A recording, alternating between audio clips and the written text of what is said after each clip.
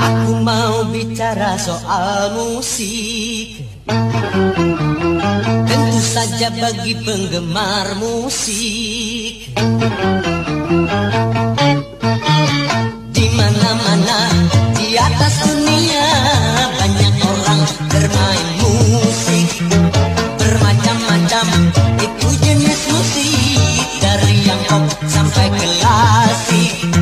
Musik yang kami perdengarkan, musik yang bergerak Melayu. Siapa suka mari dengarkan, yang tak suka boleh berlalu. Bagi pemusik yang anti Melayu, boleh benci jangan mengganggu. Biarkan kami mendendangkan lagu, lagu kami lagu Melayu.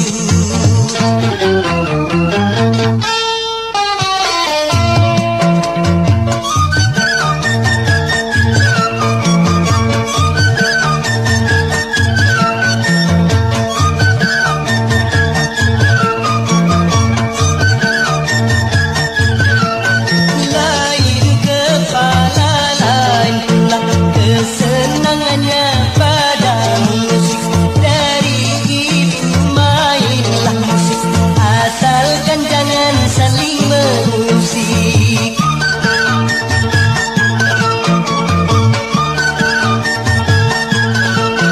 Memang dengan adanya musik, dunia ramai jadi berisik.